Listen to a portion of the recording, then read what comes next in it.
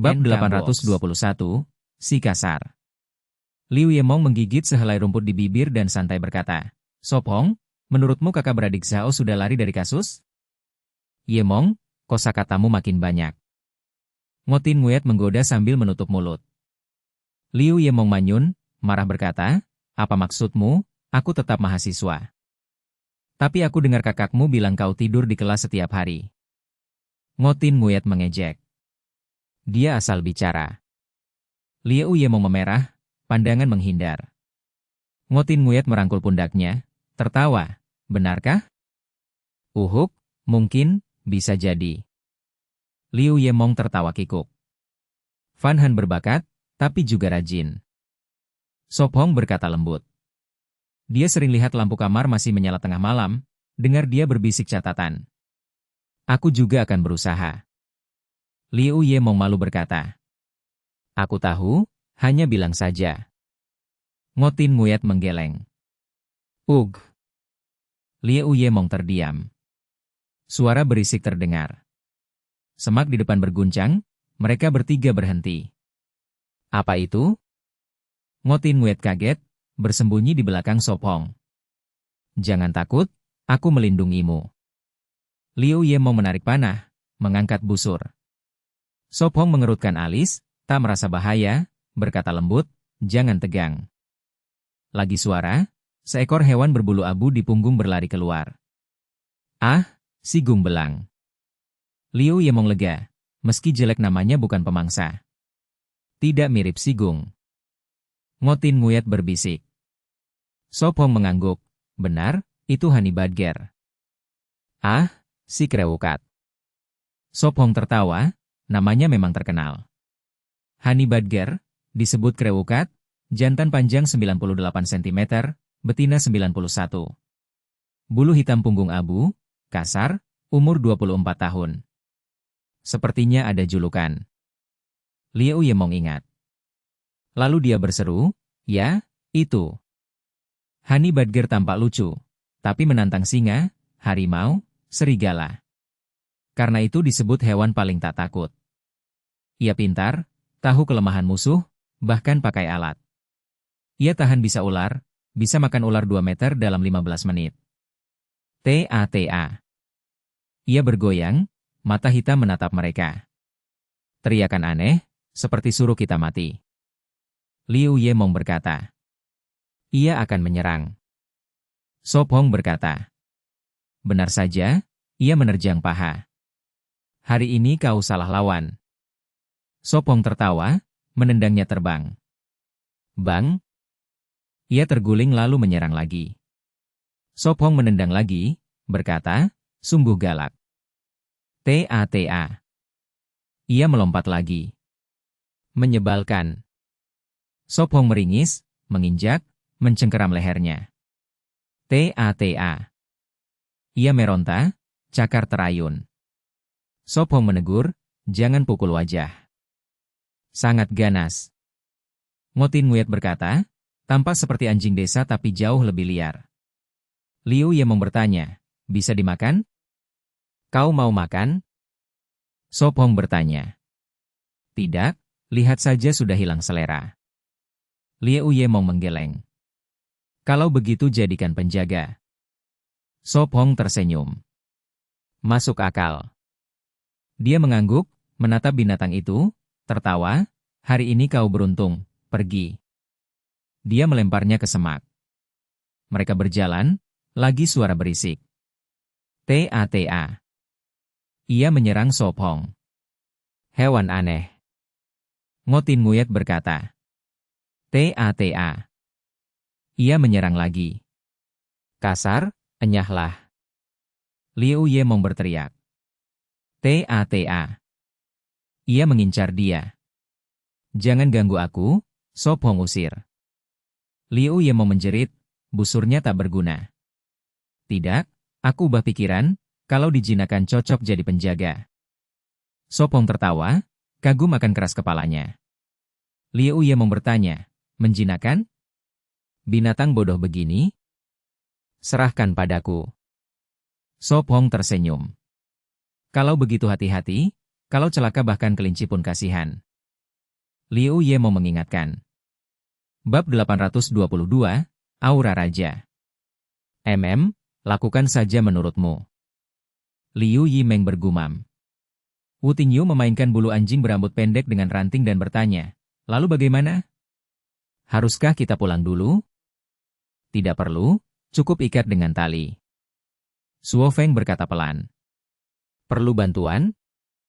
Liu Yimeng mengeluarkan tali dari keranjang bambu. Kalau begitu pegang erat. Liu Yimeng mengingatkan. Bagaimana cara mengikatnya? Aku khawatir dia akan menggigit lepas. Dia ragu. Suo Feng sedikit memiringkan kepala, membimbing, lingkarkan dari punggung ke perut, lalu ke leher, lewat di antara dua kaki depan, akhirnya kencangkan. Dari punggung ke perut, Liu Yimeng bergumam, bulunya kaku, susah sekali. Ta. Anjing itu melawan, tapi kekuatan Suo Feng luar biasa, tak bisa lolos. Selesai? Liu Yimeng menambah simpul. Suo Feng melepas dan meletakkannya di tanah. Ta. Dia meronta, mencakar tali.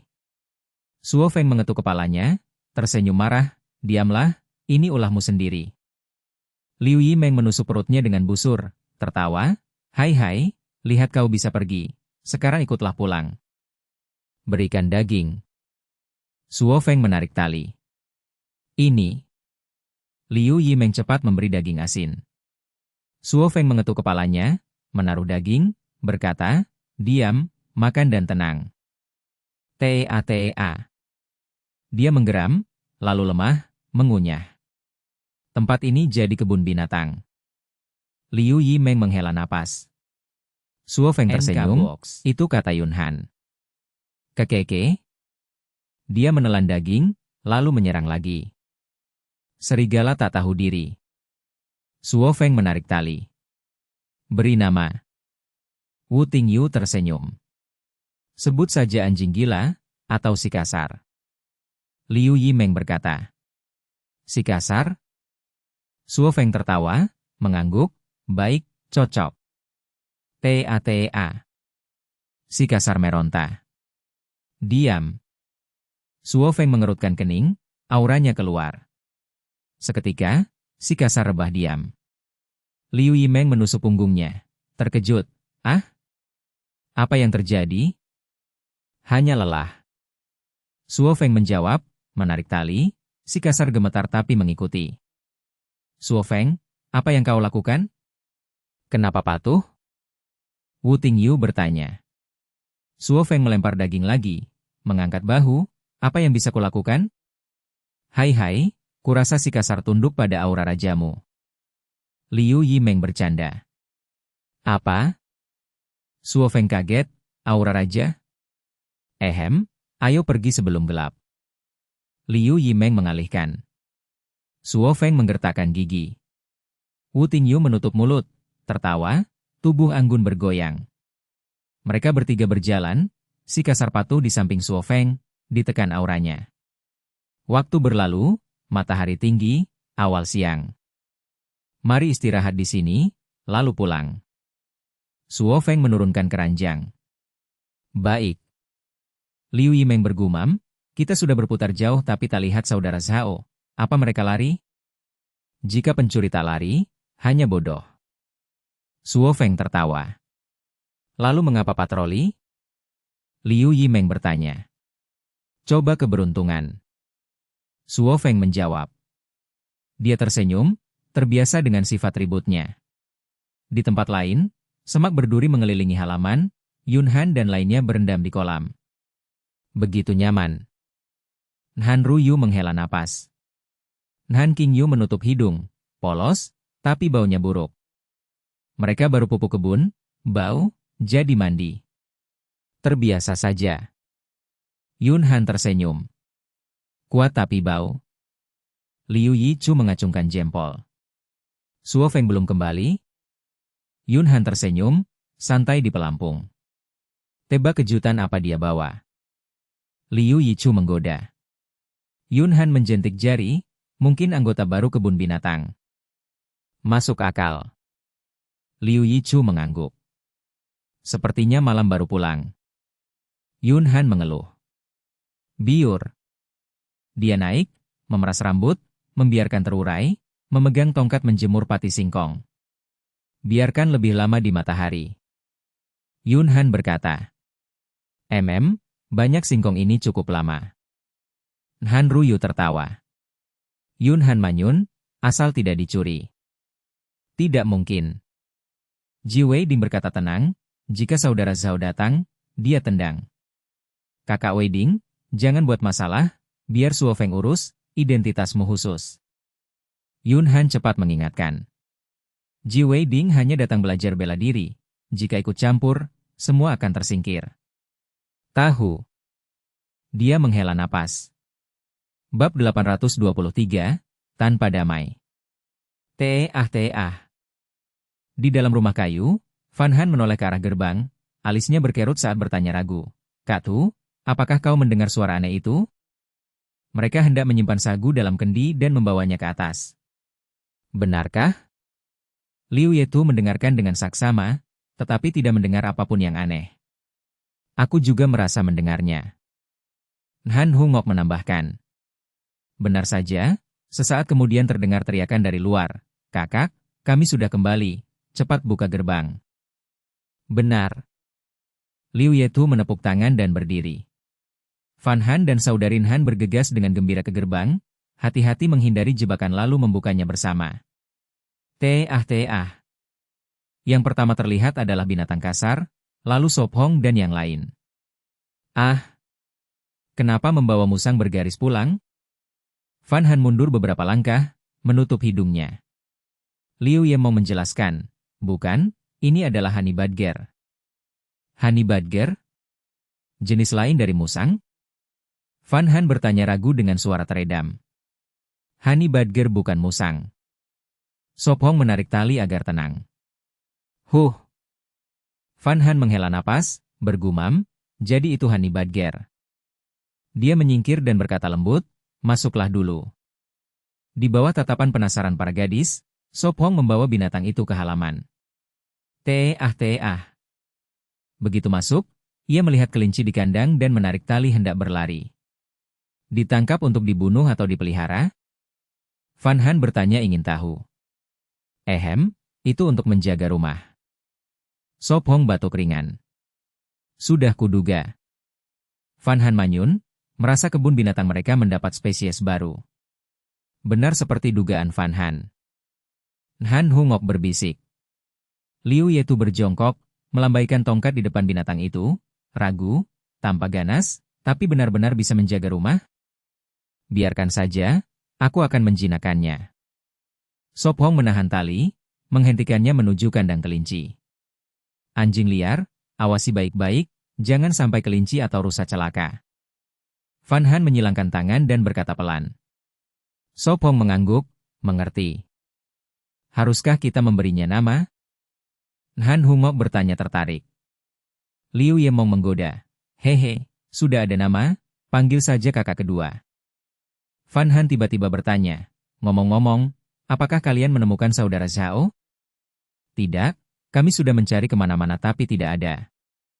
Liu Yemong menggeleng. Baik, kalian istirahatlah, aku akan menyiapkan makan malam. Fan Han mengambil keranjang bambu dari punggung Sop Hong lalu naik ke atas. Teah. Diamlah, NK Box. Sop Hong menekan tangan, membuat binatang itu berbaring tenang. Liu Yemong menghela napas, Sop Hong, hanya kau yang bisa menanganinya. Han Tan Ngok bertanya penasaran, bagaimana menempatkannya? Ikat rusa di gudang, lalu kurung honey badger di sangkar kayu. Sebelum dijinakkan, harus dikurung. Sop Hong menunjuk sangkar besar. Baik, aku akan membawa rusa. Liu Yemong segera bertindak. Sop Hong, meski tampak ganas, dengan tubuh kecil itu, bisa menjaga rumah? Liu Yetu ragu. Sop Hong menjawab yakin, jangan remehkan, bahkan macan tutul atau harimau belum tentu bisa mengalahkannya. Memang, dalam beberapa dokumenter, honey badger melawan singa atau macan tutul, jarang tapi nyata. Sebegitu kuat? Liu Yetu terkejut. Tentu saja. Sop Hong memasukkan binatang itu ke sangkar dan cepat menutup pintu. Krek-krek. Binatang itu terus mencakar pagar, berusaha kabur. Tenanglah, sebentar lagi ada makanan enak. Sop Hong mengetuk sangkar. Sop Hong, aku ragu sangkar ini bisa menahannya. Ngotin Nguyat khawatir. Agak sulit. Sop Hong merasa pusing, menyesal membawanya pulang. Dengan gigi dan cakar itu sangkar kayu ini mungkin tak mampu menahannya. Biar aku yang berjaga, kalian istirahatlah. Han Hungok menawarkan diri. Tak perlu, untuk saat ini dia tidak bisa keluar. Sop Hong mengusap kepalanya, memuji lembut. Han Hungok menggeleng tegas, lebih baik berjaga, aku akan awasi. Kalau begitu kutitipkan padamu. Sop Hong berkata hangat. Tidak masalah. Pipi Han Hungok memerah saat cepat duduk di samping sangkar dengan tongkat di tangan. Sop Hong tersenyum dan bertanya, apakah sagu sudah kering? Ya, baru saja disimpan. Han Tan Ngok menjawab lembut. Nanti kita coba sup sagu buatan sendiri. Sop Hong berkata lalu naik. Teah. Binatang itu bersandar pada sangkar, mata hitamnya menatap Han Hungok. Jangan menatapku begitu, aku takkan melepaskanmu. Dia manyun dan menurunkan cakarnya dengan tongkat. Teah. Ia kembali mengangkat cakar, menggigit jeruji. Tidak, harus patuh. Dia menatap tajam dan menghalangi. Teah. Ia berguling di sangkar, menggigit sisi lain. Katakan tidak. Dia mengikutinya, kembali menghalangi. Maka satu gadis dan satu binatang berlari mengitari sangkar, membuat Han Tan Ngok di dekatnya tersenyum tipis. Bab 824, Meracik Sup Sago. Lupakan, kalau dia disebut kasar, bagaimana bisa diajar? Han Tan Ngok tersenyum pahit. Tidak, Sop Hong masih mengandalkan dia menjaga rumah. Han Hungok manyun, mengangkat tongkat kayu dan terus menghentikan si kasar menggigit kandang. Ta. Si kasar berganti tempat, hampir semua palang kayu bawah tergigit. Kriat.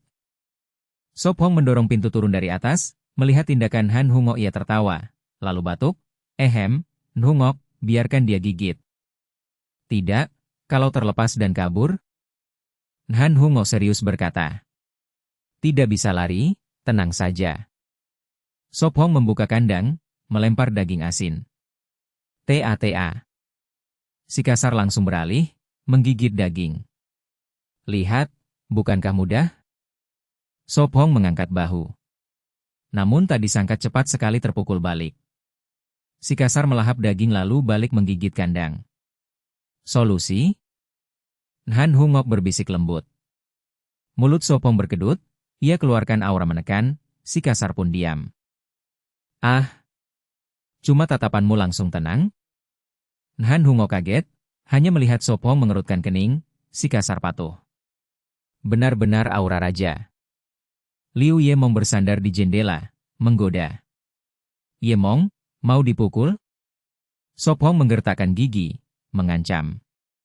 Hai, pukul aku kalau berani. Liu Yemong menarik kelopak matanya. Mulut Sop Hong berkedut, kalau bisa sudah dipukul. Hahaha. Han Hungok tertawa. Sudah, jangan menatap lagi, kalau tidak berhasil siram air, pasti jinak. Sop Hong mengusap kepalanya. Baik, nanti ku coba.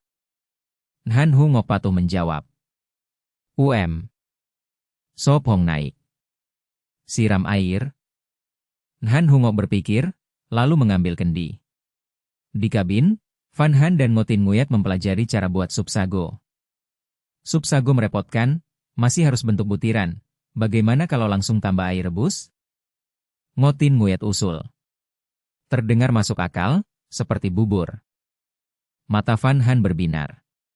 Dia ambil kendi, tuang 2 sendok sago dan air, aduk hingga jadi bubur. Seharusnya bisa, asal aduk terus. Fan Han berkata. Sebenarnya tak perlu repot. Sop Hong kembali. Bagaimana maksudmu? Fan Han tanya. Sederhana, tambahkan tepung kentang, uleni jadi adonan, Tekan lewat saringan bambu, potong, jadilah sup sago. Dia jelaskan. Biasanya pakai tepung singkong, tapi kini pakai kentang. Benar? Kenapa aku tak terpikir? Van Han heran. Mudah, tambahkan saja lebih banyak sago dan tepung kentang. Katanya sambil menuang 2 sendok tepung dan 2 sago. Ngotin Nguyet mengaduk, tapi melelahkan. Pakai tangan, lebih cepat. Van Han uleni. Lebih 10 menit, adonan siap. Kebanyakan? Dia malu. Coba sekarang, aku sudah cuci saringan. Ngotin Nguyet memberi. Baik. Van Han tekan, keluar butiran. Dia putar, turunkan adonan. Dia goyangkan, butiran jatuh, berkata, berhasil. Tentu. Sop Hong tertawa, butiran sebesar beras. Ngotin Nguyet semangat, aku coba juga. 3 gadis sibuk, lupa waktu, butiran makin banyak. Kriat. Nhan Tan Ngok dan Te Enam Din bawa kendi, taruh dan penasaran. Bikin sup sago? Van Han jawab. Nhan Tan Ngok gembira, seperti main. Ayo, kakak Tin Nguyet, lanjutkan, aku siapkan makan malam.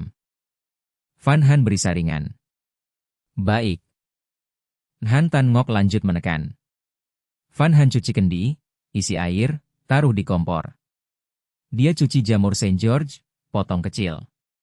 Sambil tunggu mendidih, dia siapkan daging asin dan sayur liar. Klotok-klotok. Air mendidih, dia tuang butiran sago, aduk cepat. Klotok-klotok. Lalu masukkan jamur dan aduk. Kalian suka manis atau asin? Dia tanya. Untuk makan malam, buat asin. Sop Hong sarankan. Asin saja. Ngotin Nguyet mengangguk. Bab 825, tidak terlihat baik. Dia menambahkan sedikit garam ke pot tanah liat lalu mengaduk. Klak-klak. Aroma lembut menyebar. Sepertinya enak. Liu Yimeng menggosok tangan, mie sudah siap, hanya gadis yang memasak sagu, pot masih setengah penuh. Di mana Ruyu? Su Feng melihat tapi tidak menemukan Nan Ruyu. Masih di bawah. Liu Yizhu menjawab. Su Feng mengernyit, membuka pintu dan turun, segera melihat Nan Ruyu di dekat kandang. Berhenti menggigit, air ini tidak bisa diminum. Nan Ruyu manyun, menuang air ke Brute yang menggigit kandang. Splash! Brute tertegun tapi terus menggigit. Su Feng mengangkat alis, lalu ia berbaring diam. Hanya kau yang berguna. Nan Ruyu bergumam. Dia menunjuk, lalu apa? Bawa ke atas. Su Feng berkata. Dia membuka kandang, Brute berlari keluar, tapi segera ditangkap. Ta. Ia meronta. Tenang, jangan ribut. Su Feng menepuk kepalanya, ia tenang. Nan Ruyu ingin menyentuh tapi bertanya, apakah ia menggigit? Tentu, kalau tidak bagaimana menjaga. Su Feng tersenyum, bisa membelai setelah dimandikan. Baik. Nan Ruyu mengangguk. Ayo naik. Su Feng memberi isyarat. Ta. Brute ditarik ke atas. Di dalam, semua tertawa. Haha, si rambut cepat dikalahkan, tidak bisa lawan Su Feng. Lihat dia, mengingatkan kita hanya figuran. Benar, seperti singa batu. Datang Raja Mulut Kuat. Krik. Pintu terbuka, Yun Han menoleh, kaget. Su Feng, kenapa bawa dia? Wu. Mau Qiu dibalok berdiri, menatap. Ta. Diam. Su Feng tak berdaya. Mau Qiu pasti tidak bisa melawannya? Yun Han bertanya. Tentu tidak. Su Feng menekan kepalanya, menghela napas, berani lawan singa, bagaimana mau Qiu menang? Harus dijaga. Yun Han tegang. Tenang, denganku ia tidak berani. Su Feng berkata. Ta. Ia mencoba memanjat, tapi tali menahan. Turun. Su Feng meringis. Dia memendekkan tali, membatasi gerak. Ta. Ia berbaring, mata bergulir. Seperti merencanakan nakal. Liu Yimeng berkata. Ya, tidak terlihat baik. Yun Han setuju. Su Feng tersenyum pahit, sepertinya kau tidak disambut. Wu Tingyue mengambil sendok kayu, tersenyum, biar aku, Xiao Han Han goreng sayur. Baik. Yun Han memerah, julukan itu membuat merinding. Dia menaruh panci, menuang minyak. Boom. Minyak berasap, dia memasukkan daging asin, lalu sayuran liar, bawang, garam. Tak lama, hidangan hangat siap. Dia juga membuat salad, sup rumput laut dengan gulungan nasi. Makan malam selesai. Coba sup sagu ini. Wu Tingyue menyajikan. Kelihatan enak. Nan Ruyu menelan, heran makan itu di luar. Yun Han meniup lalu mencicipi. Bagaimana? Liu Yimeng bertanya. Lezat, sangat kaya. Yun Han matanya bersinar. Meski asin, tetap enak. Wu Tingyue memuji. Bisa jadi hidangan utama. Su Feng mengangguk. Lain kali tambah nasi, jadi pokok. Yun Han berkata, sagu dan ubi adalah pati. Enak sekali. Nan Ruyu memerah, makan terus. Lain kali tambah bubuk kudzu dan kana India, penasaran rasanya. Yun Han berpikir. Bab 826, melatih anjing. Benda ini di selatan sepertinya disebut air teh. Fan Han berkata polos. Sepertinya begitu. Liu Yimeng berbicara dengan mulut penuh, suaranya agak samar. Ngotin Nguyat menambahkan, juga bisa dibuat jadi bola manis. Itu sederhana, aku bisa. Fan Han tersenyum lembut, masih banyak talas, membuat bola tidak sulit. Kalau begitu aku akan menyiapkan es serut. Liu Yimeng berdiri dan mengambil alat pembuat es. Segera selesai. Dia berkata sambil memasukkan es ke wadah, lalu menambahkan air mata air dingin, dan menuangkan air matang yang sudah dingin, sehingga menjadi es yang bisa dimakan. Selesai. Dia menepuk tangan, duduk kembali di meja kayu, dan makan dengan gembira dari mangkuk. Ta. Si kasar berbaring di bawah meja, di samping kaki Sophong, ingin menggigit tapi terhenti oleh bau kuatnya. Krek-krek. Si kasar memutar kepala dan menggigit kaki meja, menggeretakkan gigi. Buka mulut. Sophong menunduk menatapnya. Si kasar menurut, lalu mendapat sepotong daging asin sebagai hadiah. Patuh. Fan Han menunduk, mungkin benar-benar bisa menjinakkannya. Ngomong-ngomong, kenapa beberapa hari ini tidak melihatnya? Ngotin Nguyat bertanya. Sophong menjawab, mungkin dia lepas sendiri. Sebenarnya dia juga tidak tahu, mungkin dia berkeliaran, atau seperti Dok dan mencari pasangan. Jangan-jangan dia keluar bikin onar seperti Dok dan? Liu Yimeng menebak. Siapa tahu, mungkin suatu hari dia akan membawa kembali sekelompok elang laut kepala putih. Sophong terkekeh. Kalau benar begitu, saat itu kita sudah meninggalkan tempat ini. Han Tan Ngok berkata lembut. Mereka bercakap dan tertawa, makan malam selesai dalam setengah jam, si kasar di bawah meja juga kenyang dan tenang. Bangun, jangan berbaring. Sophong duduk di depannya, menepuk kepala hitamnya. Ta. Si kasar enggan berdiri, menggigit tali di lehernya. Jangan ribut, ikuti perintahku, lakukan dengan benar dan kau dapat hadiah. Sophong menghentikannya. Sophong, kau sedang melatih anjing? Liu Yimeng menopang dagu, menonton dengan tertarik. Sophong tersenyum, hampir begitu. Dia mengulurkan tangan dan berkata, jabat tangan. Ta. Si kasar memiringkan kepala, lalu membuka mulut ingin menggigit. Plak. Sophong menepuk kepalanya dan berkata, salah, ulangi. Si kasar tertegun, menatap tangannya. Kenapa begitu bodoh? Sophong menghela napas. Hanya bisa begini. Dia melanjutkan, menarik kaki depannya ke tangannya, mengguncangnya dan menjelaskan, ini jabat tangan, Ingat? TATA. Dia masih memiringkan kepala. Ayo, lakukan benar dan makan. Sophong mengulurkan tangan, jabat tangan. Dia tetap ingin menggigit. Plak. Tamparan lagi, adegan yang sama terulang. Pelan-pelan, jangan terburu. Sophong berkata pasrah, setidaknya sekarang dia tidak menyerang orang. Van Han tersenyum, mengupas talas dengan pisau, nanti akan direbus. TATA. Si kasar memutar kepala, menolak bekerja sama. Benar-benar tidak takut. Sophong menghela napas, menjinakkan memang jalan panjang. Sophong. T6 Din berdiri, menatapnya diam-diam. Tunggu sebentar. Dia tidak menoleh, mengencangkan tali, lalu membungkus mulutnya dengan kain, hanya menyisakan hidung untuk bernapas, mencegahnya menggigit gadis-gadis. Ngongo. Si kasar menyerah, lelah berbaring. Plak-plak. Ayo pergi. Sophong berdiri. Para gadis melanjutkan membuat bola, mereka memasukkan talas ke mangkuk tanah liat, menambahkan minyak, lalu menghancurkannya.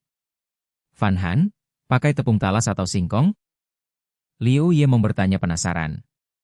Pakai singkong. Van Han berkata. Liu Yemong mengambil kendi tepung singkong, bertanya, berapa banyak? 2 genggam dulu. Van Han berkata pelan. Liu Yemong menyingsingkan lengan, memasukkan 2 genggam, lalu bertanya, 2 genggam cukup? Tambahkan sedikit lagi. Van Han berkata. Baik. Dia menambahkan setengah genggam lagi. Kak Mong, tambahkan sedikit minyak. Van Han berkata, tangannya penuh adonan. Baik. Liu Yemong menuangkan minyak sampai dia bilang berhenti. Van Han mencampur. Semuanya rata. Sudah bisa? Liu Yemong bertanya serius, mencatat prosesnya. Ya, biarkan adonan istirahat, lalu bulatkan. Van Han menutup mangkuk tanah liat dengan kain. Istirahatkan adonan? Han Hungok terkejut, seperti membiarkannya tidur. Hahaha. Liu Yemong tertawa. Aku juga tidak tahu, tapi sepertinya memang ada langkah ini. Han Tan Ngok juga agak malu. Cendekiawan, jelaskan, apa artinya istirahatkan adonan? Liu Yemong menggoda. Bab 827, Masyarakat Kejam. Mengistirahatkan adonan, juga disebut relaksasi, artinya membiarkannya sejenak sebelum dimasak. Ini disebut istirahat.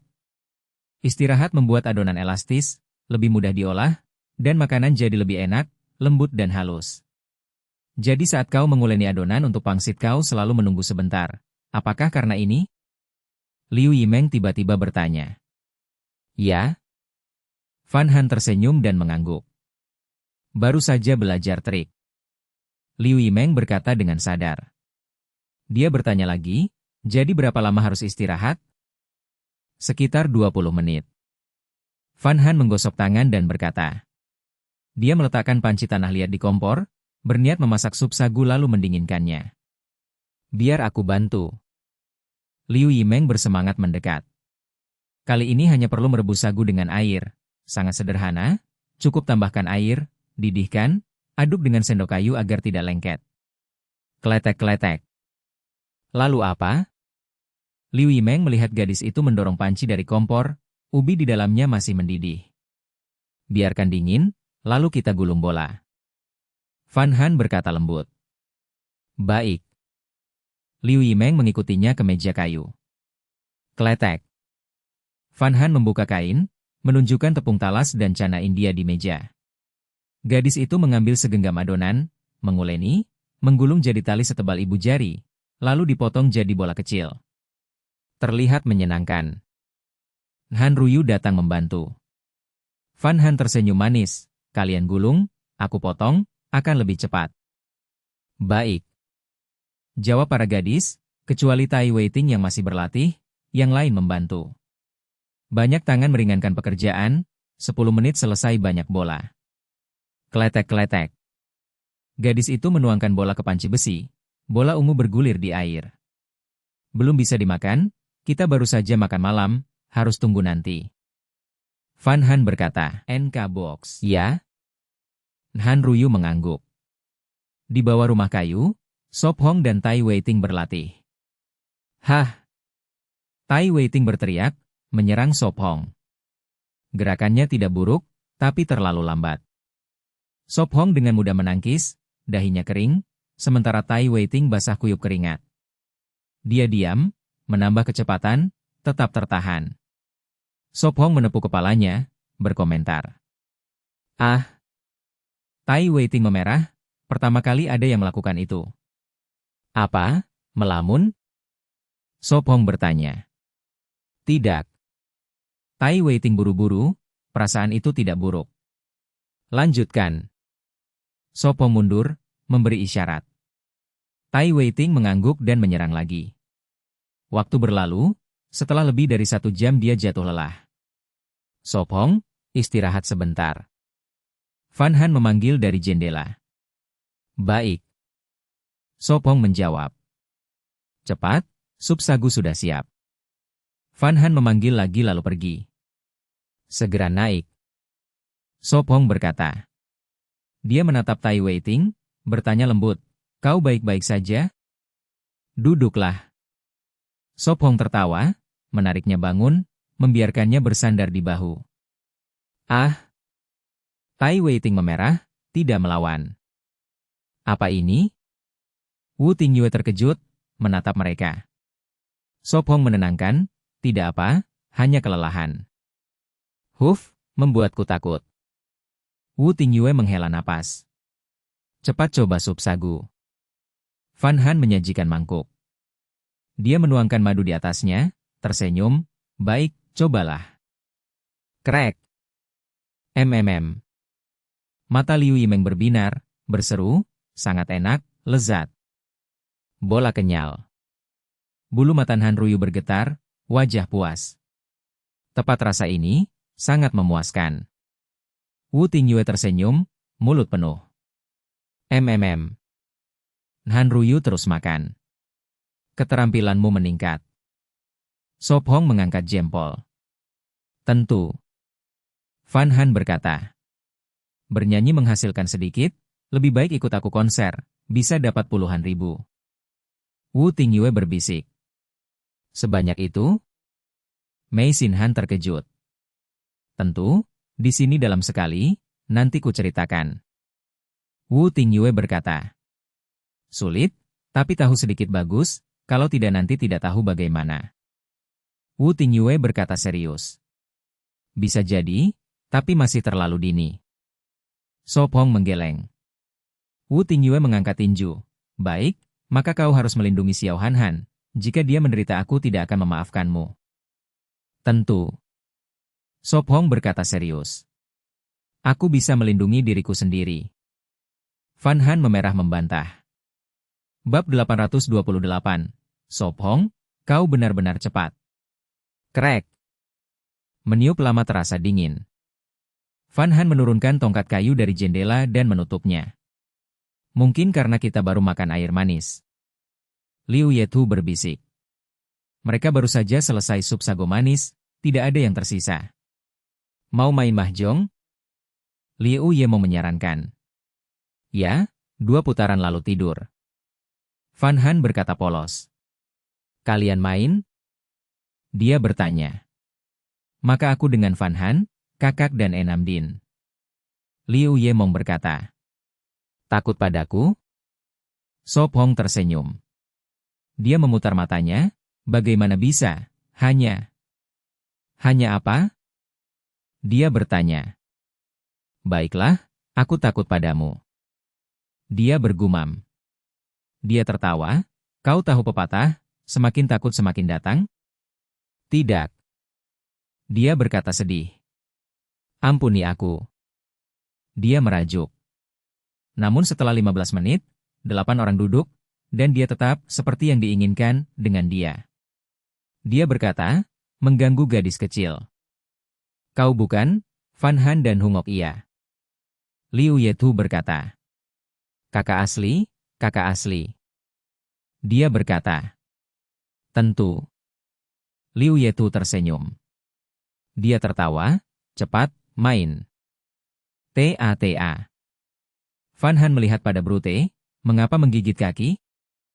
Mungkin nenek moyangnya anjing. Liu Yemong berkata. Diam. Dia menyentuh dengan kaki. Ta. Brute merengek lalu menunduk. Anak baik. Dia bergumam. Malam ini Brute tidur dengan Sopong? Ngotin Nguye tersenyum. Ah? Han Hungok bertanya. Sopong tidur dengannya? Tidak, bercanda. Han Tan Ngok membelai saudarinya. Tidak bisa tidur dengannya. Dia tersenyum, tapi malam ini dia tetap di kabin. Apakah akan menggigit leherku? Dia menutup leher ketakutan. Mungkin, tutupi baik. Dia menakuti. Dia marah, kau pikir aku tiga? Haha, bukan? Dia menggoda. Tidak. Dia memukul bidak. Pong. Dia ambil satu. Sudah Pong? Dia teriak. Lebih kejutan nanti. Dia isyarat. Apa? Semua penasaran. Tunggu dan lihat. Dia berkata. Dia ragu. Setelah 2 putaran, dia tersenyum dan mendorong semua. Menang? Kurang dari 3 putaran. Dia kaget, selesai 5 menit. Kejutan apaan? Tidak seru. Van Han cubit lengannya. Kau bisa judi di kasino, menang banyak. Ngotin Nguyet berkata. Ide bagus, mungkin suatu hari. Matanya bersinar. Lalu bos kasino gemetar. Dia tertawa. Han Tan Ngok mengangguk, kekuatan juga bagian. Tidak main mahjong lagi, main ludo? Dia berkata. Oke, belum pernah. Dia berkata.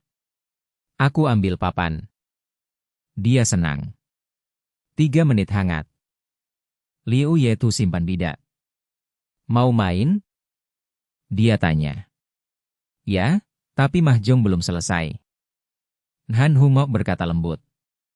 Mudah, aku main untukmu cepat. Dia berdiri di belakangnya. Dalam 5 menit, dia menang. Mulai sekarang kau dewa judi. Dia tertawa. Berlebihan. Dia menggeleng. Dia tepuk tangan, siap, pion hitamku. Kuning punyaku. Van Han berkata. Bidak punya banyak warna, 10 tiap warna, dibuat olehnya. Hitam dari karbon, abu-abu dari abu. Putih dari cangkang, hijau dari herbal. Cepat mereka pilih, dekat papan kecil. Aturan? Ngotin Nguye tanya. Ludo ada banyak, umum, internasional, kuno, Rusia. Dia jelaskan. Aturan beda, ada melangkah satu-satu, ada lompat jauh. Mana kita main?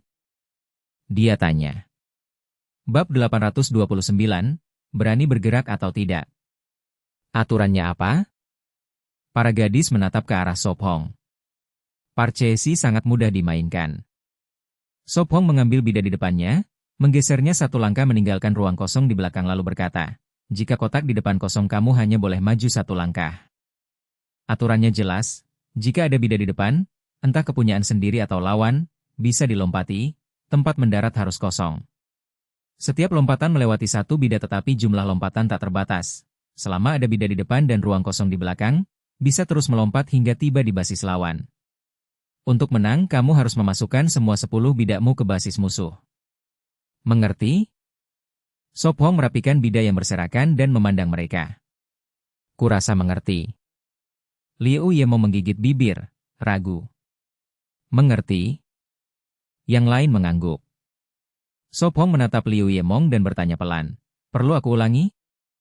Baik, mulai, searah jarum jam bergiliran. Sop Hong tersenyum. Liu Yemong bertanya, siapa yang mulai? Siapa saja, biarkan Van Han mulai. Bisik Sop Hong. Lalu giliran Sop Hong, ia mengeluarkan bidak dari baris kedua. Ikut Sop Hong pasti tidak salah, kan? Gumam Liu Yemong, lalu meniru dan mengeluarkan bidak baris kedua. Han Hungok berkedip dan melakukan sama. Kemudian Han Tan Ngok, Ngotin Nguyet, T6 Din dan Liu Yetu bergerak serupa. Kalian meniru aku? Sop Hong menggeleng sambil tersenyum pahit. Tidak sama sekali. Liu Yemong membantah. Sop Hong tertawa dan mengeluarkan lagi bida dari baris ketiga. Irama permainan semakin cepat dan gerakan mereka makin mirip. Tak disangka, Sop Hong melompat ke basis Ngotin Nguyet, memotong jalur bersama. Ah! Liu Yemong terdiam, pijakannya hilang. Bagaimana ia akan melompat? Sop Hong menaikkan alis mengejek. Tidak tahu cara bergerak? Bukan, aku hanya berpikir. Liu Yemong berkata menutupi. Jangan buat kami menunggu lama. Sop Hong mengangkat bahu dan bersandar, tahu dengan banyak orang butuh beberapa menit sampai gilirannya. Gerak sini, lalu sana, rasanya tidak benar. Gumam Liu Yemong. Haha, aku baru melihatnya. Ia menutup wajah malu. Permainan berlanjut, Sop Hong mengacaukan ritme, menyisakan yang lain untuk berusaha sendiri. Sulit, kenapa tidak bisa melompat? Keluh Ngotin Nguyet, bidaknya sudah keluar tapi tidak ada yang masuk basis Liu Yemong. Aku juga, lebih dari setengah masih di dalam. Kata Han Hungok polos. Sepertinya Sop Hong akan menang lagi. Fan Han melirik bidaknya, lebih dari setengah sudah masuk basis Ngotin Nguyet. Sebenarnya sederhana, cari bidak sebagai pijakan, kadang harus berputar, jangan selalu maju lurus. Sop Hong menasihati. Beberapa menit kemudian ia bertanya, jadi, menyerah? Tidak, aku masih berpikir. Jawab Liu Yemong. Makanannya sudah dingin. Ngotin Nguyet menghela napas, menopang dagu. Gerak sini, lalu loncat sana. Kali ini Sop Hong tak tahan memberi petunjuk. Liu Yetu melirik, seolah aku percaya padamu. Permainan tetap berjalan, pada akhirnya Sop Hong menjadi yang pertama memasukkan semua bidaknya ke basis lawan. Kedua adalah seorang gadis dengan 7 bidak, lalu T6 Din dan Liu Yetu masing-masing dengan 6. Sudah larut, pergi cuci muka dan tidur. Sop Hong berdiri, bertepuk lembut mendorong. Baik. Mereka menjawab, merapikan bidak lalu pergi. Ta. Si kasar berdiri, menarik tali ingin mengikuti. Bersikap jujur. Sop Hong menarik tali dan dengan mudah menariknya kembali. Si kasar berontak lalu berhenti. Sop Hong mengetuk kepalanya, jangan berontak, siang tadi aku sudah melepaskanmu tapi kau menolak, sekarang jangan menyalahkanku. Si kasar tersenyum lalu menunduk. Tenang, 4 bulan lagi aku akan membebaskanmu. Sop Hong menyilangkan kaki dan menambahkan, di sini ada makan, minum, dan permainan, sebenarnya tidak buruk. Si kasar berbaring diam. Sekitar 1 jam kemudian para gadis kembali mandi, rambut setengah kering. Sop Hong, kau mandi saja, air panas sudah siap. Fan Han berkata sambil mengeringkan rambut. Baik, hanya si kasar. Sop Hong melirik cemas. Pergi, aku akan mengawasi. Liu Ye mau melambaikan tangan. Kau bisa menjaga benar? Sop Hong belum tenang. Tenang, aku akan meletakkan pisau di lehernya, lihat apakah dia berani bergerak. Liu Yemong berkata polos sambil memegang kapak. Sop Hong tersenyum kecut, rasanya tidak dapat diandalkan. Aku di sini. T6 Din membuka suara. Baik, jika ada apa-apa panggil aku. Sop Hong berpesan pelan. Bab 830, awal penjinakan. Si kasar mendongak saat melihat Sop Hong turun tangga. Bersikaplah. Liu Yemong memegang tongkat kayu, menatap waspada. T6 Din menarik kursi dan duduk tepat di depan si kasar, menatap tajam. Ta. Si kasar berguling, mengabaikan mereka. Ua, berani tidak menatapku? Liu Yemong mengerutkan alis, mengetuk kepalanya dengan tongkat. Si kasar melirik, lalu menggigit tongkat. Lepas. Ia berteriak. Ta. Ia keras kepala. Fan Han berkata, Kakak Mong, jangan memancingnya, bisa terluka. Liu Yemong menjawab, tenang, Aku tidak akan mendekat. Kotor sekali, aku ingin memandikannya. Gumam Van Han melihat bulunya. Han Tan Ngok tegas, tidak bisa, harus dijinakkan oleh Sopong dulu. Ya, benar. Van Han tertawa. Setelah beberapa saat, Sopong kembali dari mandi, menggantung handuk, melirik si kasar dan menghela napas. Ia mengusap kepala gadis itu, tidurlah, begadang merusak kulit. Baik. Mereka menjawab, meregang dan menguap. Tak lama, ranjang besar dipenuhi napas teratur. Jadilah baik, besok kau makan daging. Ia melirik si kasar lalu berbaring. Ngongo. Gadis itu memeluknya erat seperti gurita. Ia juga memeluk pinggangnya, mencium keningnya. Jangan jadi monster. Ia berbisik, lalu melepaskan aura dominan, membuat si kasar tunduk. Ia menguap, memejamkan mata. Kemudian si kasar melirik tali dan menggigitnya. Pagi hari, cahaya masuk, Sopong membuka mata. Gadis itu masih tidur di lengannya, bibirnya berkilau. Ia tersenyum lembut. Ta. Ia bersuara 2 kali, membangunkannya. Sopong, kenapa bangun pagi? Di ranjang lain, Han Hungok duduk, mengusap mata. Ia lembut, tidur cukup, jadi bangun. Ia mengangguk, menguap, lalu mencuci muka. Saat melewati si kasar, ia berhenti. Dia tidak ribut semalam? Begitu tenang? Masih oke. Ia tersenyum pahit, mengingat perjuangannya. Bangun, jangan pura-pura. Ia duduk di depan si kasar, menarik telinganya. Kau ganggu tidurku, hari ini juga jangan tidur. Ngongo. Si kasar membuka mulut, tapi ia hentikan. Ia melepas tali, menyeretnya, turun. Si kasar terpaksa mengikuti. Mereka bertemu. Han Hungok selesai cuci muka. Ia penasaran, kau mau melatihnya? Ya, mulai perintah dasar.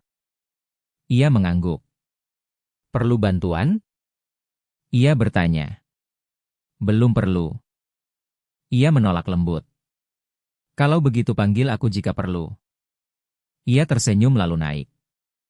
Ia menghela, sangat pengertian. Ia menatap si kasar, marah. Si kasar memiringkan kepala, diam.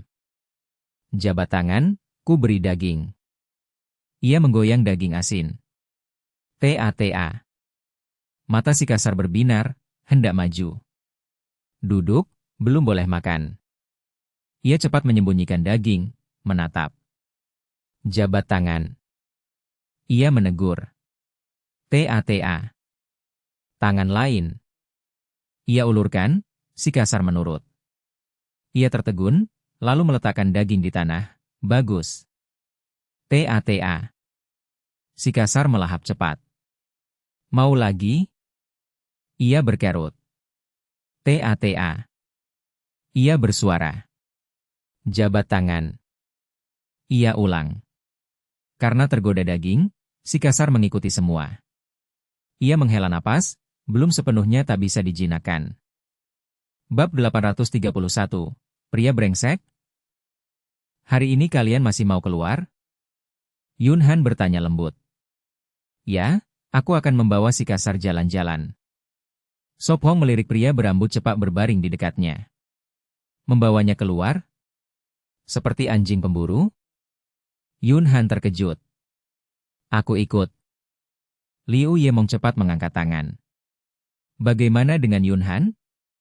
Sop Hong mengangguk lalu menatap gadis itu dengan cemas. Aku tidak bisa pergi. Yun Han menggeleng, dia ingin memetik habis kelapa di lembah. Baiklah, saat kembali aku akan bawa kejutan. Sop Hong berkata hangat. Semoga bukan kejutan menakutkan. Yun Han melotot. Aku akan berusaha. Sop Hong tertawa, lalu berdiri, mengambil busur panah dan menyeret si kasar turun. Tunggu aku. Liu Yemong menggendong busur panjang mengejar. Pulang lebih awal. Yun Han berdiri mengingatkan. Aku tahu, tidak terlalu malam. Sop Hong melambaikan tangan tanpa menoleh.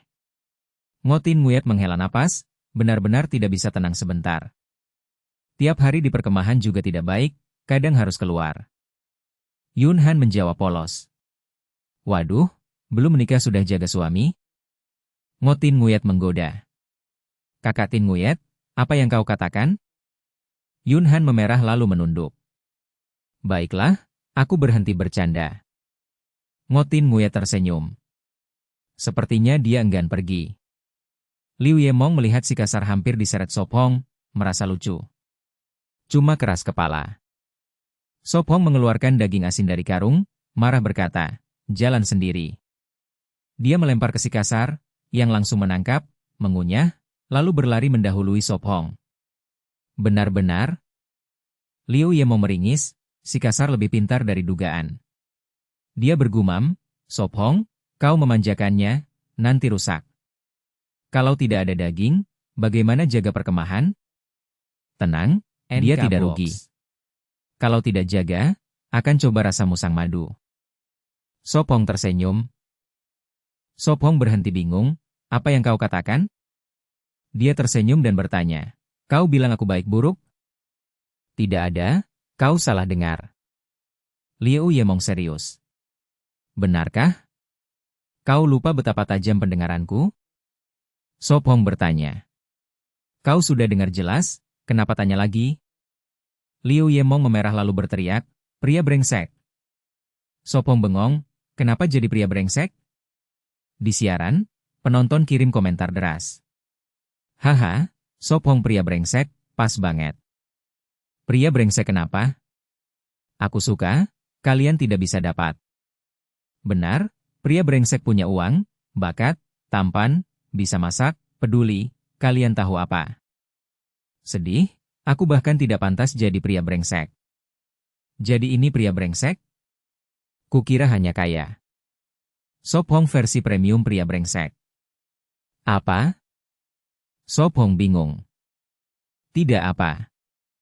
Liu Yemong memerah, telinga panas, sadar terlalu sensitif.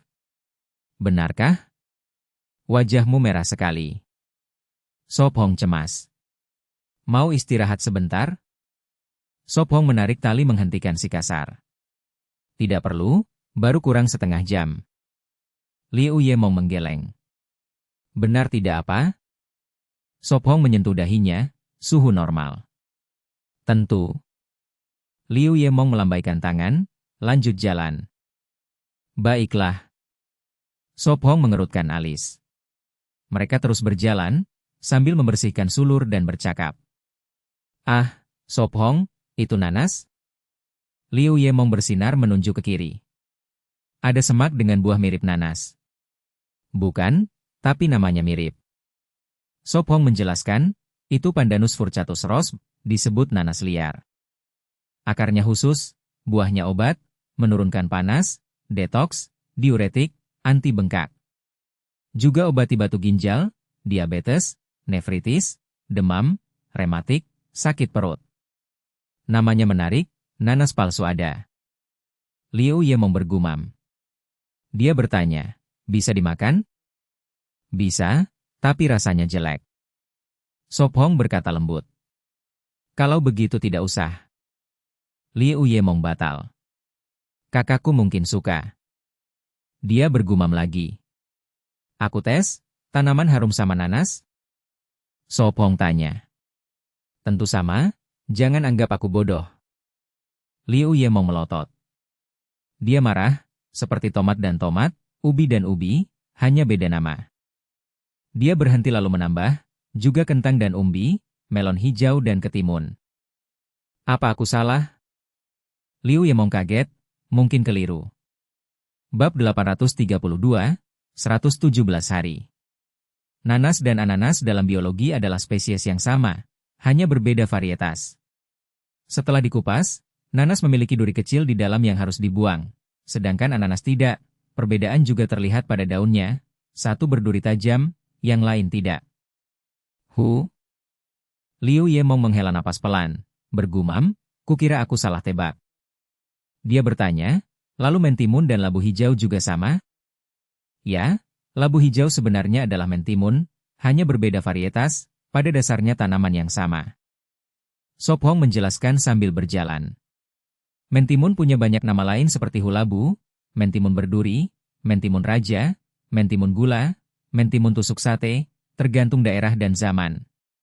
Mendengar itu, Liu Yemong merasa puas, sepertinya aku tahu lumayan banyak. Ah, jadi bukan sama? Tanyanya terkejut. Tergantung bagaimana melihatnya. Sop Hong menarik tali, membawa si kasar ke depan. Dia melanjutkan, ubi jalar bisa dianggap sama, atau tidak, karena nama berbeda di tiap daerah. Maksudmu apa? Aku tidak paham. Liu Yemong bingung, tidak yakin benar atau salah. Sop Hong menjelaskan sabar, walau ubi jalar biasanya berarti ubi jalar, di beberapa daerah digunakan untuk menyebut tanaman lain, yaitu bengkoang. Paham? Bengkoang termasuk keluarga polong-polongan, umbinya bisa dimakan mentah atau dimasak, dengan gizi kaya. Di daerah lain juga punya nama berbeda, kadang juga disebut ubi jalar. Sepertinya aku mengerti. Liu Yemong mengangguk tapi masih bingung. Kurasa belum. Sop Hong menggeleng dengan senyum pahit. Ubi jalar adalah ubi jalar tapi juga bisa berarti bengkoang. Liu Yemong mengernyit, mencoba mencerna penjelasan, makin bingung. Keduanya menuntun si kasar ke hutan, menjelajah tempat baru, menemukan banyak ramuan dan sayuran liar di jalan. Dia menatap langit, mengangguk, baiklah, mari kembali, sudah tidak awal lagi. Saat itu siang, pulang butuh sekitar 3 jam. Sop Hong menarik tali lagi, membuat si kasar memimpin kembali. Waktu berlalu tenang, selain latihan sesekali, hari-hari mereka diisi dengan mahjong, ludo, dan catur untuk mengisi waktu. Begitulah 10 hari cepat berlalu, dan pagi baru tiba. Aha! Sop Hong menguap lalu bangun. Dia mengambil perlengkapan cuci muka lalu turun, sambil memerintah dalam hati, tandai. Seketika layar simulasi muncul, menampilkan angka 5 bercahaya. Masih 117 hari. Dia menatap antarmuka virtual, bergumam. Hari ini adalah hari ketiga bulan 9 di Pulau Huyen Nguyet, berarti sudah lewat 246 hari, tercatat sistem sebagai 248. Dia cepat menghitung, menghela napas, hanya sekitar 4 bulan lagi, akan cepat berlalu. Biur.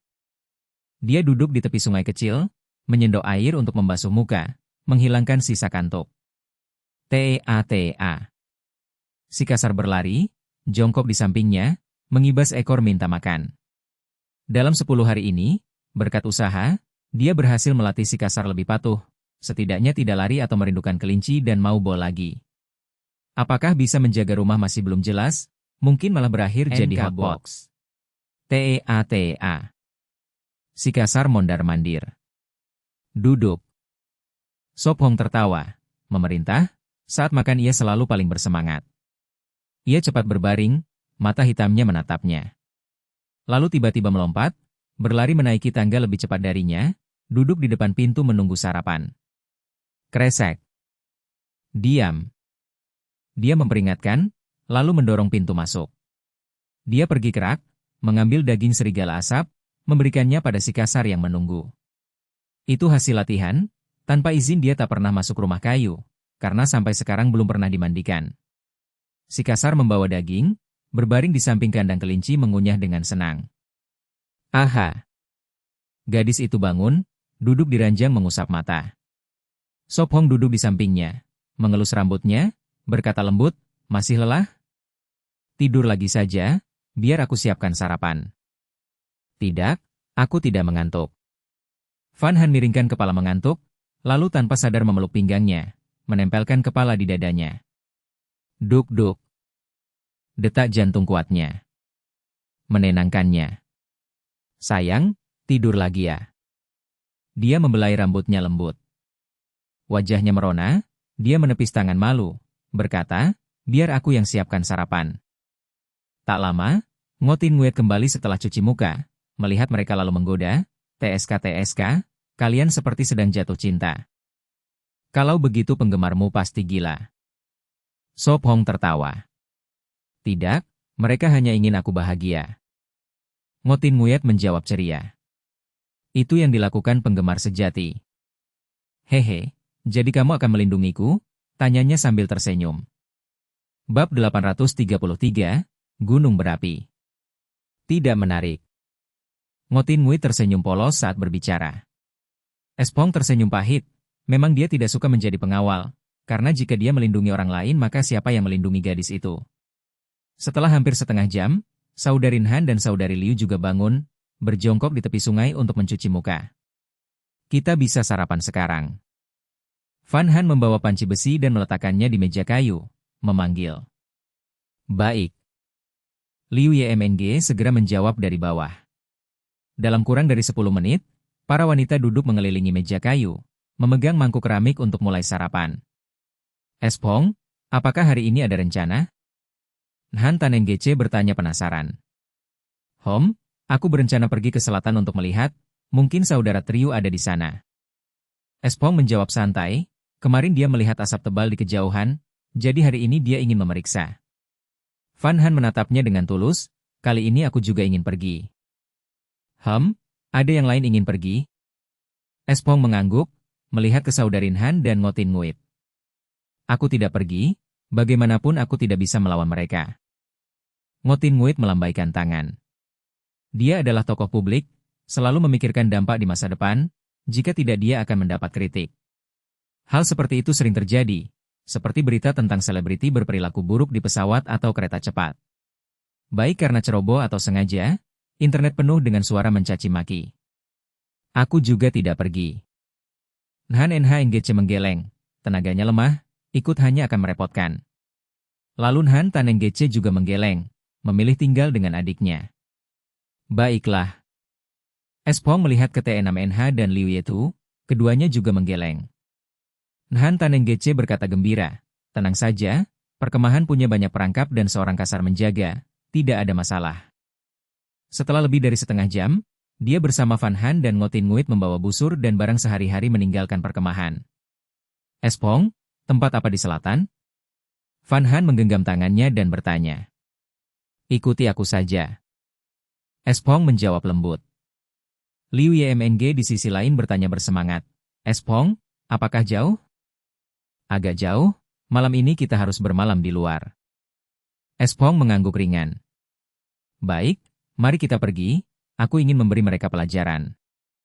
Liu Yemng berkata bersemangat, membayangkan menginjak para saudara itu.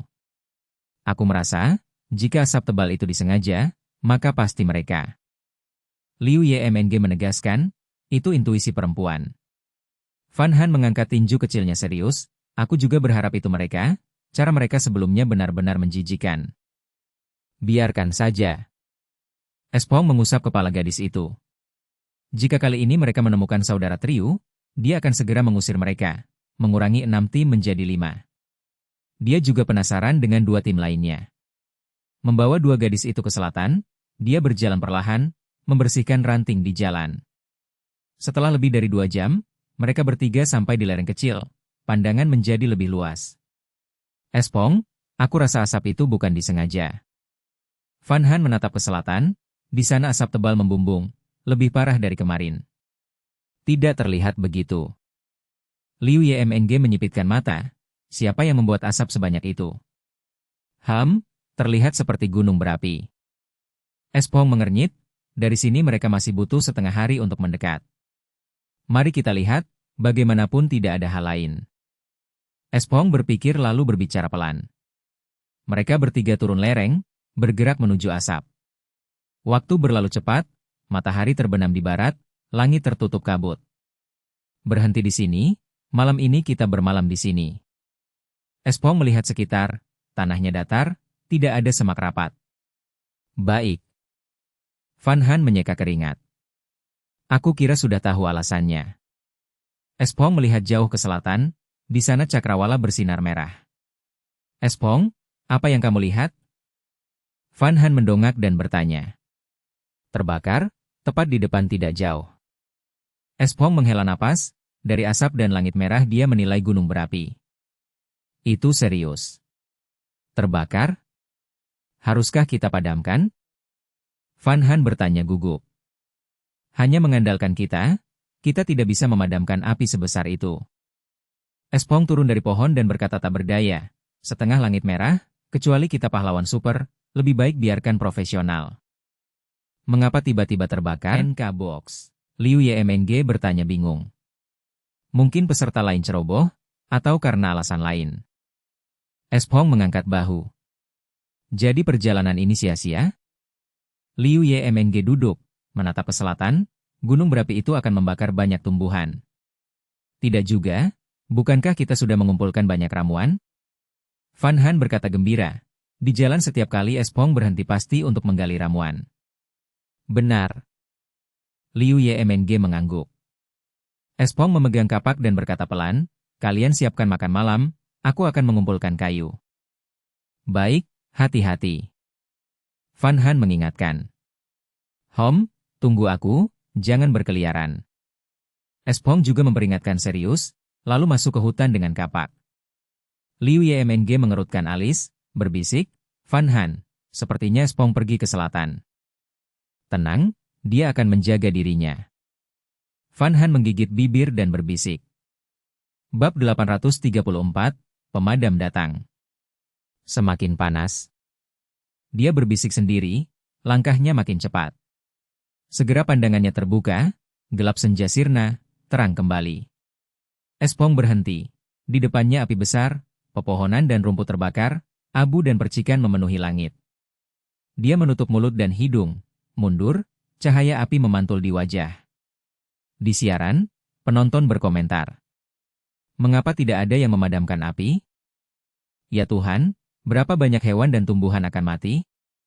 Cepat laporkan resmi, dengan banyak orang pasti ketahuan. Tenang, satelit sudah kirim laporan, sebentar lagi datang. Tak berdaya sekali. Espong menghela napas, api sebesar itu mustahil dipadamkan sendirian, kecuali sistem memberinya kekuatan air. Setelah itu dia kembali ke tempat semula. Espong, mana kayunya? Fan Han heran. Kemas barangmu, ikut aku, tempat ini tidak aman. Katanya serius. Liu YMNG gugup, bertanya 3 kali. Tidak aman? Maksudnya apa? Ada binatang buas? Api terlalu besar, dengan arah angin, sebentar lagi sampai sini. Dia jelaskan, memanggul keranjang bambu. Ya ampun, api sedekat itu?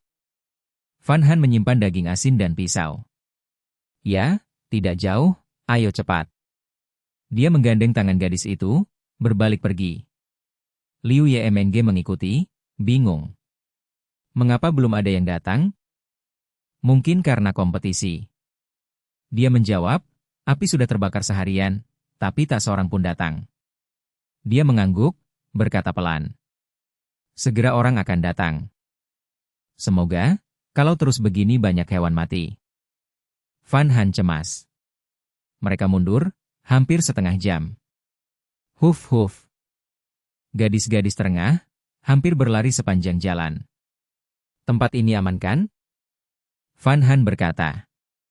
Ya, malam ini kita bermalam di sini. Dia mengangguk, malam sudah jatuh, tapi cahaya api masih tampak jauh di cakrawala. Mari kita nyalakan api. Liu YMNG menutupi mata, pandangan kabur. Aku cari kayu, segera kembali. Mata hitamnya berkilau. Hati-hati. Fan Han mengingatkan. Tenang saja, segera kembali. Benar, belum 10 menit, dia kembali dengan banyak kayu. Ah, apa itu? Liu YMNG menunjuk gumpalan gelap di bawah pohon. Bukan apa-apa, hanya kotoran beruang. Dia berkata datar. Apa? Kotoran beruang? Keduanya teriak. Espong, jangan terlalu tenang, itu kotoran beruang, berarti ada beruang dekat sini. Dia hampir mencubit pipinya. Kedua gadis saling pandang, tak membantah, dengan kekuatannya, beruang hanya makanan tambahan. Kalau begitu keamanan serahkan padamu, aku masak. Fan Han melirik, lalu menaruh panci di api. Tenang, serahkan padaku. Dia tersenyum lembut, berjalan mengumpulkan kayu dan jerami. Liu YMNG buru-buru mengingatkan. Jangan pergi jauh. Aku tahu, tidak jauh.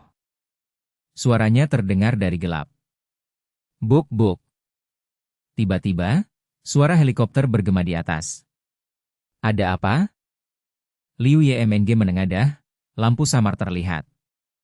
Apa ada yang tereliminasi? Fan Han juga berhenti. Bukan, mereka datang memadamkan api. Suaranya terdengar, keluar dari hutan. Dengarkan baik-baik, tidak hanya satu. Buk-buk. Suara makin keras, mengejutkan Fan Han. Seperti lebih dari 10. Tepat 12. Dia menegaskan dengan mata terpejam. Liu Yemeng bangga. Tenang, negara kita masih kuat. Ya? Fan Han mengangguk lembut. Andai hujan turun. Sayang, tak ada hujan akhir-akhir ini. Dia menghela napas, terbiasa membaca angin dan awan. Namun beberapa hari ini tak ada hujan. Gadis itu menggigit bibir, melanjutkan masak, perutnya lapar. Apa ini akan memengaruhi kompetisi kita? Liu Yemeng bertanya. Tidak mungkin. Dia menggeleng. Kalau begitu bagus. Dia berbisik, masih khawatir. Dia menepuk bahunya, lalu mengumpulkan kayu lagi untuk jaga malam. Kayu mereka tak cukup sampai pagi. Malam itu, helikopter melintas, samar-samar membawa karung panjang di bawah. Bab 835, benar-benar harum. Setelah makan malam, Liu Yimeng sendiri yang membersihkan peralatan, sementara gadis muda itu menengadah melihat helikopter yang terus bolak-balik, sudah lebih dari 12 kali. Kenapa terus terbang bolak-balik begitu? Tanya Liu Yimeng bingung. Mungkin mengambil air laut untuk memadamkan api. Su Feng menebak. Liu Yimeng meletakkan panci besi ke dalam keranjang bambu, menepuk tangannya dan berkata, dengan kecepatan ini, ditambah banyaknya air laut, api pasti segera padam. Benar, memang mengagumkan. Liu Yimeng menghela napas. Setelah makan, mereka bertiga mengobrol sebentar, tanpa sadar Yun Han dan Liu Yimeng sudah tertidur. Su Feng menoleh menatap mereka, lalu terkekeh, bergumam 95-3. Ngongo, Su Feng. Liu Yimeng tidur dengan sangat bebas, tangan kaki terbentang, bergumam dalam tidur. Gadis muda itu jauh lebih tenang, menyandarkan kepala di kaki Su Feng, tidur nyenyak. Su Feng melirik api unggun, tak ingin membangunkannya dan tak bisa meraih kayu, hanya bisa melihat api perlahan mengecil. Malam itu berlalu tenang, dan saat matahari terbit keesokan harinya, langit dipenuhi abu hitam. Ngongo. Yun Han membuka mata, mengusap bibir lalu menengadah. Ah! Tubuhnya kaku, refleks memijat lehernya, pegal karena tidur satu posisi sepanjang malam. Kau tidak apa-apa? Tanya Su Feng dengan cemas. Yun Han sedikit malu, pipinya merah, tidak apa-apa, sekarang jauh lebih baik. Aha! Liu Yimeng juga bangun, merentangkan kedua tangan, jelas tidur nyenyak. Banyak sekali abu, seperti salju hitam. Ia menengadah, menada sedikit, menggosoknya di jari, meninggalkan noda hitam di telapak. Sepertinya sudah padam, setelah tengah malam helikopter tidak terdengar lagi. Su Feng berdiri, menggerakkan kakinya yang tertekan semalaman, tubuhnya juga pegal. Kalau begitu mari kita lihat, kata Yun Han. Masih pagi, kita bisa melihat-lihat. Su Feng menatap langit, kira-kira pukul 7 pagi. Yun Han berkata lembut, kalau begitu biar aku menyiapkan sarapan. Liu Yimeng ikut membantu, setengah jam kemudian sarapan panas siap. Setengah jam berikutnya, mereka selesai makan dan berangkat membawa keranjang serta busur. Su Feng, apakah kita akan bertemu orang yang memadamkan api? Tanya Yun Han sambil menggenggam tangannya. Nanti kita lihat, jawab Su Feng pelan. Mereka menapaki jalan semalam menuju gunung berapi. Ketiganya berjalan cepat, dan setelah sekitar 1,5 jam, tanpa tanah hangus di depan, tanah masih basah dengan pohon-pohon yang mengepul. Sepertinya api sudah padam, gumam Su Feng, menatap sekeliling yang kelabu, pepohonan gundul. Desis. Yun Han menginjak cabang yang masih hangat. Liu Yimeng menggesek abu dengan sepatu jeraminya, bergumam, api ini begitu besar, membakar habis semua hijau. Ayo maju lagi. Su Feng menggenggam tangan gadis itu. Yun Han mengangguk, menoleh sekeliling, hanya pohon hitam dan tanah gosong.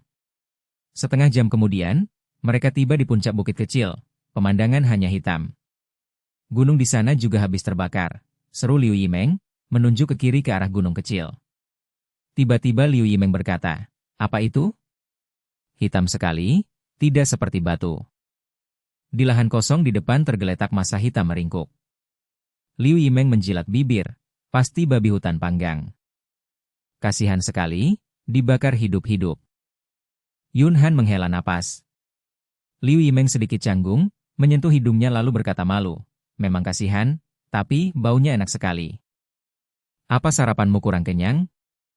Su Feng tertawa, "Babi hutan itu hampir jadi arang, tak bisa dimakan." "Aku hanya bilang begitu, terlalu kasihan untuk dimakan," sahut Liu Yimeng polos. Yun Han meneliti sekeliling, lalu menemukan bangkai hewan lain. Sepertinya ayam hutan. Su Feng mendekat, mengangkat burung panggang itu, tampak sarang telur di bawahnya. Betapa besarnya kasih sayang seorang ibu, rela mati demi melindungi anak. Liu Yimeng tersentuh. Krek. Su Feng memecahkan telur, mengupas kulit abu-abu, memperlihatkan bagian putih dan kuning di dalamnya. Ia menyodorkan pada gadis itu, tersenyum. "Mau coba?" "Su Feng, kau ini..." Yun Han melotot, hampir protes. "Sudahlah, cepat coba." Su Feng tersenyum pahit, menyuapkan telur ke mulutnya, membungkam kata-katanya. "Ngongo." Yun Han melotot, lalu mengunyah, wajahnya terkejut, makin cepat menelan, ternyata cukup enak. "Enak tidak?" tanya Liu Yimeng. "Coba saja sendiri." Su Feng menyodorkan telur lain. Liu Yimeng menggigit sedikit, lalu tak bisa berhenti, mengacungkan jempol, karya agung alam. "Uhuk-uhuk, beri aku satu lagi," kata Liu Yimeng. Telur terakhir, karena desakan dua gadis itu, akhirnya masuk ke perut Su Feng. Yun Han mengusap kuning telur di bibirnya, menatap tanah gersang di lereng, lalu bertanya, "Apakah kita perlu turun melihat?" "Tidak, mari kembali," jawab Su Feng pelan, sekeliling gunung berapi hanya abu dan bangkai hewan. Namun menunggu musim semi tahun depan, ketika tumbuhan hijau tumbuh lagi, dengan abu sebagai nutrisi, kurang dari 2 tahun tempat ini akan pulih. Bab 836, Sop Hong benar-benar berani. "Sini." Liu Yimeng keluar dari hutan, di depannya pagar duri dan atap kayu pondok. "Akhirnya pulang, aku butuh mandi." Fan Han melihat pakaian kotor dan tangannya, merasa jijik. "Lelah?" Sop Hong mengusap kepalanya. "Masih baik." Fan Han tersenyum paksa. Kreek. Liu Yetu membuka gerbang dan mengintip keluar. Wajahnya menunjukkan bahagia, seolah lega, berkata lembut, "Kalian sudah kembali." "Kakak, cepat rebus air panas, aku dan Fan Han mau mandi." Liu Yimeng berkata terus terang. "Baik, masuklah, kenapa begitu kotor?" Liu Yetu menyingkir memberi jalan. "Ai, kami bertemu gunung berapi, bukan salah saudara Zhao." Liu Yimeng manyun pasrah.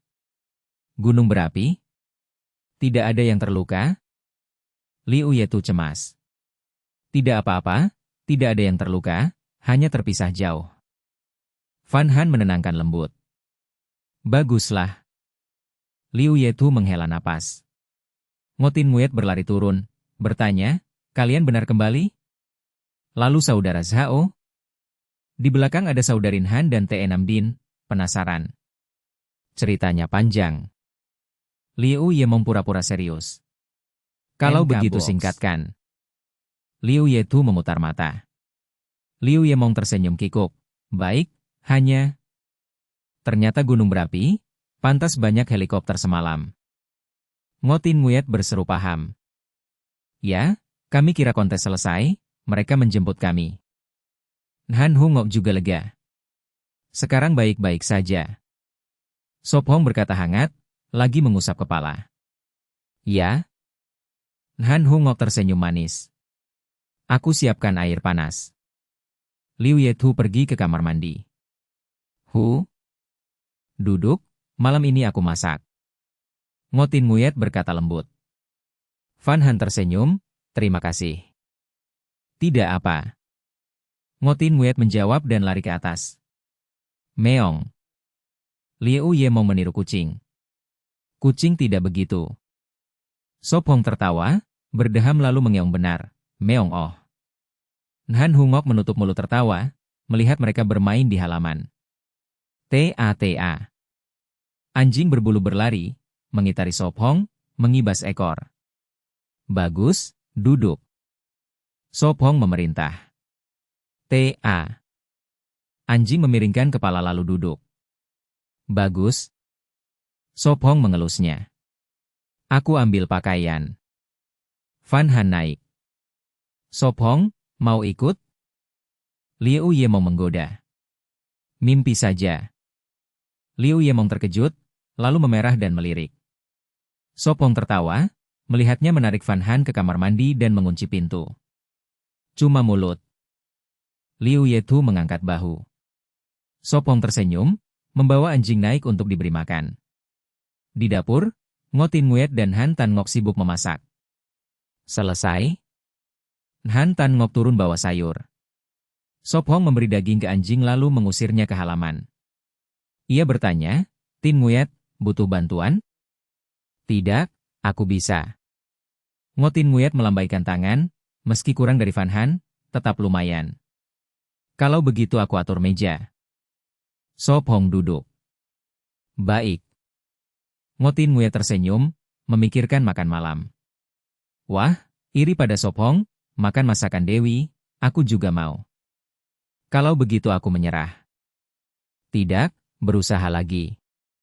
Lebih dari setengah jam, Van Han dan Liu Yemong naik dengan rambut basah. Sop Hong, kau juga mandi, aku sudah siapkan air. Van Han berkata polos. Baik. Sop Hong berdiri, hampir tertidur. Ia mengambil handuk dan pakaian bersih, turun mandi. Hampir setengah jam kemudian, dipaksa, ia keluar enggan. Makan dulu, rayu-rayu nanti malam. Van Han memanggil dari pagar tangga. Baik. Sop Hong naik dengan rambut basah. Di pondok, Ngo Tin Nguyen menaruh sup seafood di meja. 3 daging 1 sayur 1 sup. Liu Yemong menelan ludah. Ngo Tin Nguyen tersenyum. Cobalah, masakanku lumayan. Aku coba. Liu Yemong makan daging kambing. Sop Hong, duduk. Ngo Tin Nguyen memanggil. Mulut penuh, Liu Yemong bergumam. Enak, kalian makan juga. Ya, enak sekali. Han Hungok memuji. Di kota, dia sering ke rumah Ngo Tin Nguyen, sering mencicipi masakannya. Itu karena saat Van Han masak aku belajar. Ngo Tin Nguyen mendongak bangga. Mau jadi juru masak ketiga? Sop Hong bercanda. Ngo Tin Nguyen cepat menggeleng. Tidak, masak hanya hobi, aku lebih suka bernyanyi. Haha, tidak ada yang berani suruh Dewi masak tiap hari. Van Han tertawa. Siapa bilang, orang lain? Mungkin tidak, tapi Sop Hong pasti berani. Ngo Tin Nguyen melirik. Benar? Hahaha. Sop Hong tertawa keras, memang berani. Lihat. Ngo Tin Nguyen membuka tangan. Cepat makan, nanti dingin. Van Han mendesak. Bab 837. Menyerahlah, kau tidak bisa menang. Di tepi sungai pagi hari, Sop Hong dan Van Han mencuci wajah. Sop Hong, hari ini mau makan apa? Van Han tersipu, menghindari matanya. Sop Hong tersenyum dan berkata pelan, mari makan bubur kudzu, sudah lama. Pagi hari, mereka akrab. Ya, aku juga pikir begitu. Van Han mengangguk. Klak-klak. Ia berkumur beberapa kali, meludah, lalu berdiri lembut, aku naik dulu. Klak-klak. Sop Hong juga berkumur, memberinya handuk dan mangkuk, bawa ini, aku akan melatih si nakal. Baik. Van Han naik. Sini. Sop Hong memanggil si nakal di kandang. Ia berlari, mengira ada makanan. Duduk. Perintahnya. Ta. Ia patuh. Berikan tangan. Isyaratnya. Hari ini lebih sulit. Ia memberi tanda, berputar. TA. Sekarang ikuti dan berputar. Ia membimbing. Sophong, apa yang kau lakukan? Liu Yemong bertanya dari jendela. Melatih anjing. Jawabnya. Fan Han menjelaskan, dia memanggilnya si nakal. Di bawah, Sophong tertawa, Liu Yemong masih setengah tidur. Bukankah sudah dijinakkan? Ia tersenyum, hanya sederhana, belum cukup. Dia tertawa, mau ajari bicara? Kalau bisa, lebih baik. Katanya. Jangan mimpi siang. Dia menggoda, lalu duduk mencuci muka. Ini bukan mimpi. Ia bergumam, menatap kelinci, memikirkan sistem, mungkin suatu hari hewan bisa bicara. Ia pernah coba komunikasi pikiran, tidak berhasil. Ia ajari berputar, lalu berjalan dua kaki, lalu dengan tangan, sebagai hiburan. Bagus, cukup hari ini hadiahmu. Ia taruh 2 potong besar daging asin. Ta. Menjilat, ia gembira menggigit lalu kembali mengunyah. Sophong, sarapan siap. Ngotin Nguyat memanggil. Datang? Ia jawab. Di meja, Liu Yemong mengunyah kudzu. Bertanya, Sophong, mau apa hari ini? Tidak apa, kalau bosan, kita latih lagi. Ia tertawa. Sibuk? Sibuk apa? Liu Yetu bertanya. Cabuti bulu kakimu. Dia menggoda. Kau yang berbulu. Dia membalas. Apakah lupa irama napas? Ia tiba-tiba tanya. Semua diam, memang lupa setelah beberapa hari. Hari ini kita ulang. Ia menghela. Dia manyun. Kau janji bertahan. Ia ingatkan. Bukankah kita berhenti? Fan Han bertanya. Ya, teknik bisa dilewatkan, tapi tubuh tetap perlu. Katanya lembut. Baiklah. Dia gigit bibir, khawatir. Hari ini kalian lawan TE6 Din, siapa menang tak perlu latihan lagi. Ia sarankan. Janji? Mata Liu Yemong berbinar. Tentu. Ia angguk. TE6 Din mengernyit, merasa diremehkan. Yemong, jangan remehkan, kau kalah parah. Ngotin Nguyat mengingatkan. Aku tidak. Katanya tegas. K6 Din, tolong ringan, aku akan masak enak tiap hari. Fan Han tersenyum, menggenggam tangannya. Baik. 6 Din tersenyum. Aku lebih baik berlatih. Nhan Hungo angkat tangan malu. Dia lihat 6 Din melawan Sophong, tak berani. Aku juga tidak, tak bisa menang. Nhan Tan Ngok berkata pahit. Liu Yetu menatap ototnya, menyerah, aku juga tidak. Kakak, kenapa takut? Mong mengejek. Mau kupukul? Aku tak bisa kalahkan 6 Din, tapi kau bisa. Yetu marah. Kalau begitu aku tidak. Fan Han berkata lembut. Jangan, Fan Han, kita harus bersama. Mong bersikeras. Kak Mong, aku rasa kau kalah. Fan Han mengaku. Belum mulai, dia akan lunak. Mong berbisik di bahu 6 Din. Tidak. Jawabnya tenang. Mong terdiam, lalu manyun, mengguncang tangannya. Hahaha. Sophong tertawa, sudah terlambat menyesal. Bab 838, Turnamen Bela Diri. TE6 Din berdiri tenang, seolah menunggu Liu Yemong menyerang dulu. Kakak Mong, gunakan semua kekuatanmu. Fan Han melambaikan tangan memberi semangat. Kalau tidak, kau akan kalah parah. Apa? Liu Yemong menghentakkan kaki marah. Fan Han, ini disebut semangat? Hehe, lakukan saja yang terbaik. Fan Han tertawa. Menyerahlah, jangan melawan. Liu Yetu berkata dingin. Kakak, percayalah padaku. Liu Yemong menekuk lengan, menunjukkan otot samar, dan berkata serius. Kekuatanku besar. Aduh. Dia menatap lengannya, menghela napas, bergumam. Jelas beberapa hari lalu masih ada. Baik, mari mulai. Sop Hong bertepuk tangan ramah. Sop Hong, ini caramu membunuh waktu? Ngotin Nguyet bertanya pelan. Jangan pikir buruk tentangku. Sop Hong menghindar. Kau sudah buruk. Ngotin Nguyet manyun. Aku curiga kau hanya ingin menghabiskan waktu. Sop Hong berkedut, sadar sang bintang menganggapnya jahat. Mulai, aku tidak akan menahan diri. Liu Yemong berkata serius. Te6 Din merapatkan bibir, itu seharusnya ucapannya. Dia menghela napas, memberi isyarat. Ayo. Liu Yemong berlari, meraih lengan Te6 Din. Te6 Din mengerutkan kening, mundur, meraih tangannya. Tentukan pemenang. Sop Hong berkata lembut. Cepat sekali? Ngotin Nguyet terkejut. Ya. Te6 Din menjawab ringan, lalu melemparnya. Liu Yemong terbang melengkung, jatuh ke tanah. Dia terbaring bingung, tak tahu apa yang terjadi. Bangunlah. Te6 Din berbalik, mengulurkan tangan tenang. Baik. Liu Yemong meraih tangannya untuk berdiri.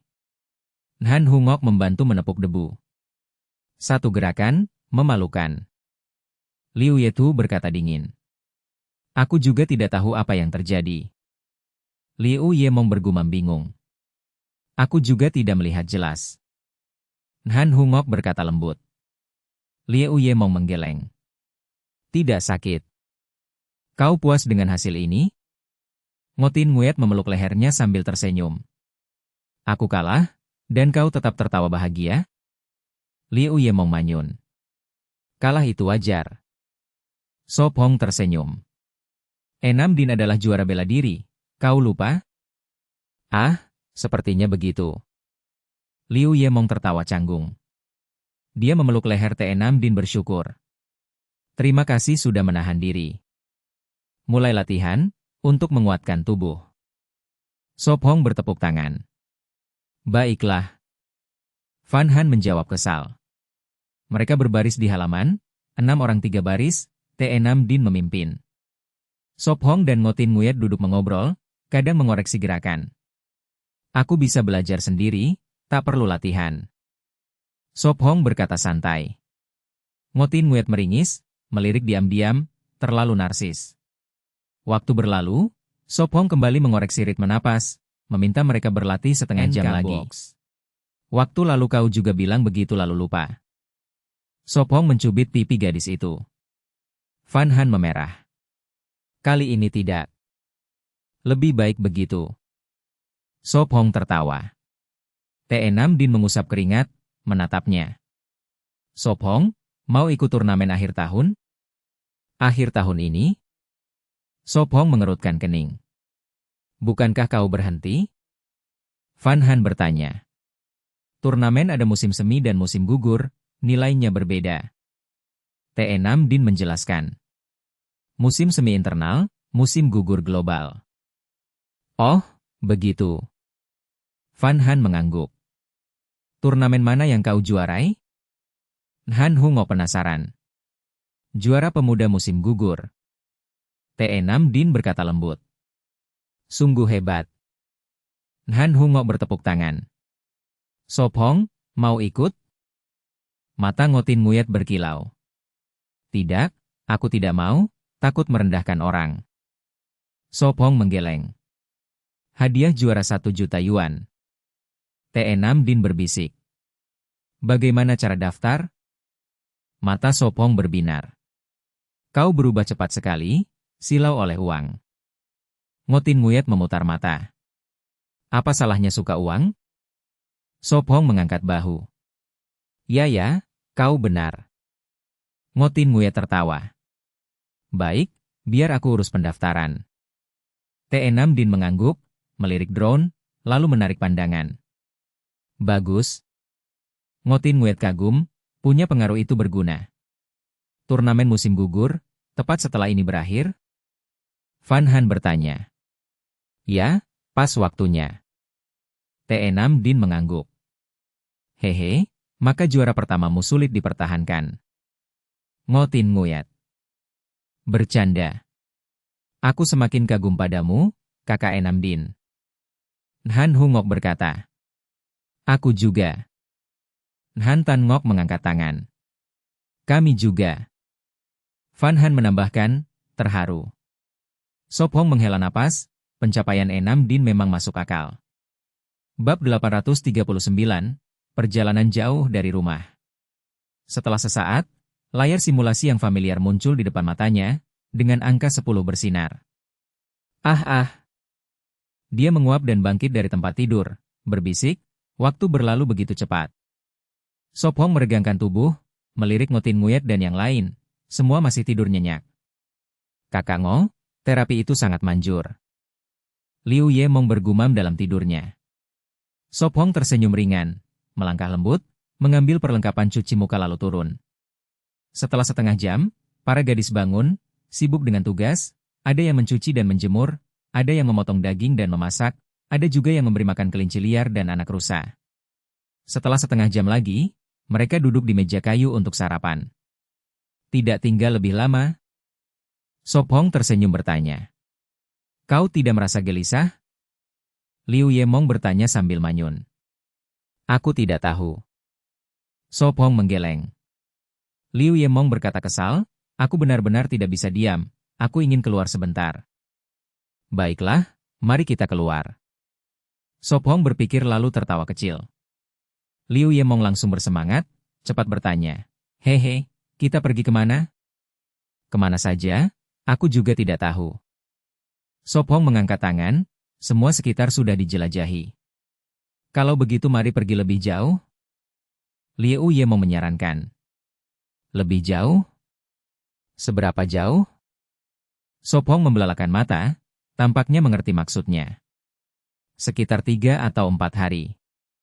Van Han ragu, belum pernah jauh dari Sop Hong selama itu, tapi meninggalkan perkemahan cukup mengkhawatirkan. Ayo, tidak apa-apa. Liu Ye mau menarik tangan gadis itu. Sop Hong pura-pura marah, aku bahkan belum setuju. Hehe, kau pasti setuju. Liu Ye mau menjulurkan lidah nakal. Sop Hong membuka mulut, sadar dia benar-benar akan setuju. Karena sumber daya terbatas, ingin lebih banyak maka harus keluar. Lihat, sudah diputuskan. Liu Ye Mong menepuk meja dengan riang. Aku tidak bisa, aku akan tetap di perkemahan. Ngotin Nguyet menghela napas, meletakkan sumpit. Ya, Van Han bisa pergi, kami akan urus perkemahan. Han Hungok juga memutuskan tinggal. Han Tan Ngok melirik, berkata lembut, perangkap masih ada, aman, dan kita punya juara bela diri. Aku akan urus Mau Chow dan si kasar. Han Tan Ngok menambahkan. Aku akan siram kebun. Han Hungok menyahut. Kami akan habiskan makanan. Ngotin Nguyet tertawa kecil. Van Han tersenyum, baiklah. Setelah sarapan kita berangkat. Liu Ye mau makan dengan lahap. Tergesa-gesa sekali. Van Han mengernyit, pergi jauh harus persiapan matang. Sebenarnya tidak perlu, cukup air dan bumbu. Liu Ye mau bergumam dengan mulut penuh. Telan dulu baru bicara. Liu Ye tu menegur, takut adiknya memuntahkan makanan di meja. Klok-klok. Liu Ye mau meringkuk, cepat mengunyah lalu menelan. Tidak, kita harus siapkan semua, berangkat lebih lambat tidak masalah. Van Han berkata tegas. Baiklah, aku akan dengarkan. Liu Ye mau berpikir lalu setuju. Sarapan berlangsung lebih dari setengah jam, saat kakak beradik Han mencuci piring, gadis itu mulai berkemas. Sop Hong, aku takut tidak ada air di sana, aku akan bawa lebih. Van Han berkata lembut. Baiklah. Dia meletakkan 7 atau 8 tabung bambu, lalu mengemas barang lain. Dia bergumam sambil menata, daging asin, bawa lebih, juga garam dan kayu bakar. Liu Ye mau membantu, mengikuti instruksinya. Mereka sibuk lagi setengah jam, dari pakaian hingga makanan dan tidur, gadis itu memikirkan semuanya. Selesai, sekarang kita bisa berangkat. Van Han menepuk tangan. Seperti pindahan rumah saja. Box. Liu Yemong menekuk bibir, melihat 3 keranjang penuh. Tidak berat, kecuali milik Sop Hong. Van Han tersenyum, agak malu. Daging dan minuman ada di keranjang besar Sop Hong, sementara pakaian dan tali di 2 keranjang lainnya. Ayo. Sop Hong mengangkat keranjang dengan mudah, mengambil tabung panah dan busur. Hati-hati, jangan terlalu lama di luar. Liu Yetu mengingatkan. Tahu, Kak. Liu Yemong memberi isyarat, oke. Tempat tinggal sekarang kalian jaga. Sop Hong tersenyum, kami akan kembali dalam 3 atau 4 hari. Tenang, serahkan pada kami. Ngotin Nguyat menepuk dada dengan mantap. Aku di sini. T6 Din berkata singkat. Sop Hong mengangguk. Ya, saat kembali aku akan ajarkan jurus baru. Baik. Mata indah T6 Din berbinar. Keselamatan yang paling penting. Han Tan Ngok menggenggam tangan Van Han. Ya, tapi dengan Sop Hong, kami pasti baik-baik saja. Van Han menjawab manis. Ayo pergi. Sop Hong menggandeng tangan gadis itu dan turun. Jadilah baik, jaga rumah, aku akan beri hadiah nanti. Sop Hong mengusap kepala si kasar, jangan malas. Kami berangkat. Sop Hong melambaikan tangan, membuka gerbang dan pergi bersama Liu Yemong dan gadis itu. Bab 840, Maple Gula. Liu Yemong berjalan di depan, memegang ranting menyapu air. Kak Mong, kau suka jalan-jalan, mau cari pacar bagaimana nanti? Tanya Van Han penasaran. Pacar apa? Liu Yemong berhenti. Di ruang siaran, penonton mengirim komentar deras. Catat tujuan, berusaha maju, menikahi Liu Yemong masih mungkin. Kalian menonton lama, tidak tahu siapa yang disukai Liu Yemong? Siapa? Cepat bilang, aku traktir makan. Tanpa coba tidak tahu, aku ahli curi hati. Jadi kau master pasang tanduk, ajari kami. Ya, aku juga penasaran. Van Han mendesak. Liu Yemong gigit bibir, melirik Sop Hong, lalu dengan serius berkata, setidaknya harus tampan, berbakat, tubuh bagus, EQ tinggi, tidak merepotkan, penyayang, tinggi sekitar 1,9 meter, yang paling penting setia. Kalau tidak sepenuhnya setia tidak apa, asal baik padaku. Apa? Tidak sepenuhnya setia boleh? Van Han kaget, syarat sebelumnya normal, tapi yang terakhir sulit diterima. Ternyata begitu. Van Han lega. Ia spontan berkata, tentu saja Sop Hong. Sop Hong mengernyit, mengelus kepalanya, berkata lembut, masih terlalu awal bicara ini. Benar, cari orang seperti Sop Hong paling baik. Liu Yemong tersenyum, aku juga mau pacar seperti Sop Hong. Di siaran, penonton meratap. Syarat sebelumnya aku masih bisa saing, syarat terakhir seperti Sop Hong aku kalah total. Huhuhu. Bubar, tidak bisa bercanda lagi. Sial, aku punya uang, tampan, tubuh bagus, juga tinggi 1,9 meter, tanpa syarat terakhir aku menang. Kalau pakai sepatu hak tinggi 1,9 meter boleh? Rasanya ada yang aneh. Lulusan begitu pasti langka. Van Han tertawa, menggenggam tangan Sop Hong. Aku tidak perlu, aku sudah punya kau. Van Han menjawab alami. Sop Hong terkejut, ini pengakuan pertamanya. Salah, harusnya aku tidak ikut, kalian berdua tabur makanan anjing ke mukaku. Liu Yemong bernyanyi bercanda. Hehe. Van Han malu, cepat melambaikan tangan, cukup, jangan ribut. Aku sudah kenyang. Liu Yemong berkata manja. Sop Hong tersenyum, kalau begitu jangan makan malam. Sebenarnya aku cepat cerna, sekarang sudah cerna makanan anjing. Liu Yemong serius omong kosong. Sop Hong geleng kepala sambil tersenyum, dengan gadis kocak begini perjalanan tidak membosankan. Mereka bertiga terus maju, kali ini di tepi sungai seberang, mencari hal baru. Mari lihat. Sop Hong berkata lembut. Tak lama sampai tempat jamur dulu, masih kecil. Masih kecil, Tidak bisa makan. Liu Yemong kecewa. Kalau mau bisa makan. Sop Hong jawab. Kalau begitu lanjut. Sop Hong mengelus kepalanya, memuji. Rambutku kusut. Liu Yemong manyun, tapi tersenyum, jelas senang. Waktu berjalan, mereka pergi jauh, matahari condong barat, kurang dari 2 jam sebelum gelap. Sop Hong, bagaimana kalau malam ini kita di sini? Fan Han menunjuk tanah lapang. Itu padang rumput bersih, dengan banyak pohon besar jadi pelindung. Baik, kita lelah, istirahat di sini. Sop Hong melihat sekitar dan mengangguk. Ah, pohon apa itu? Kenapa tinggi sekali? Liu Yemong menunjuk pohon besar. Sekeliling penuh pohon menjulang. Sop Hong melihat, tersenyum menjelaskan, itu sejenis maple, disebut sugar maple. Maple gula adalah pohon tahunan, bisa tumbuh 30-40 meter, juga disebut maple batu, keluarga Acer. Sebenarnya ada banyak jenis, seperti maple gula, maple perak, maple merah. Aneh, pohon ini asal luar negeri, tidak sangka ada di Pulau Huyan Nguyat. Sop Hong kagum. Untuk apa? Fan Han tanya. Getahnya bisa jadi gula. Sop Hong jawab. Maple gula salah satu dari 3 pohon gula dunia, kandungan gulanya sangat tinggi, biasanya setelah 15 tahun bisa panen. Satu pohon 15 tahun bisa hasilkan 2-3 ribu pohon gula tiap tahun, selama 50 tahun, bahkan lebih 100 tahun. Ah, pohon ini juga bisa gula? Liu Yemong dan Fan Han kaget, seperti pohon aren. Tentu, dan hasilnya melimpah. Sop Hong jelaskan.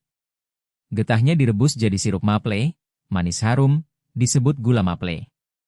Komponen utama sukrosa, juga fruktosa dan glukosa, sangat bergizi, berbeda. Dari gula tebu. Dari maple gula, terkenal maple gula dan maple perak. Lainnya hanya hiasan, seperti maple 5 lobus, maple kaki ayam, maple segitiga.